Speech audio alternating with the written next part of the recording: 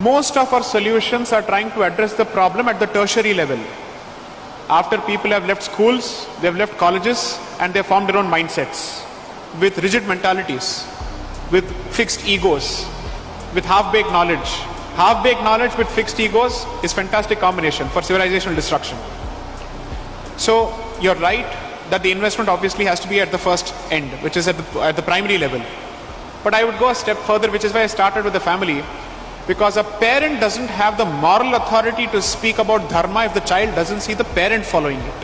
I don't know how many people know Tamil here, but I would assume that Malayalam and Tamil are cognate languages, and I'll switch to Tamil just for a moment.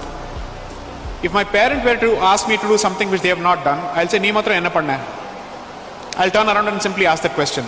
And I'm the kind of child who always asks that question. Uddand of the first order. So if you can convince me, you can convince others. So my point is, before we think of Hindu children, we need to have extended community services for Hindu parents and Hindu parenting. They don't know what is Nakshatram, they don't know what is Tithi, they know nothing at all. All they know is to eat when a green leaf is placed in front of them. Culture is reduced to Sadhya and nothing more. Onam is reduced to it. Festivals are reduced to it. They have no understanding whatsoever. So when their children face propaganda with respect to their festivals in schools, they have no defense mechanisms because they don't know. And when they go to their parents, they'll say, "You focus on education. Why are you so interested in culture?" So the first step is to address Hindu parenting. And the second step is perhaps slightly more controversial, but I am not new to controversy, so I'll say it. Stop sending your children to schools which don't encourage Sanatana Dharma.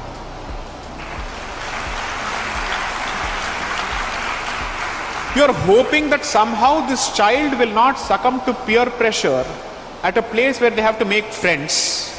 They can't be seen as having different identities because individuality is not respected at that age. They are the subject of bullying and whatnot. They can't go with the vibhuti or the kumkum or whatever it is. My exhortation to Hindu organizations across the board has been, please set up more schools and make sure that the quality of your schools and institutions don't fall.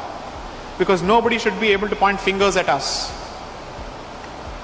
They have to survive the pressure and the competition of the real world outside, and they also need their cultural moorings.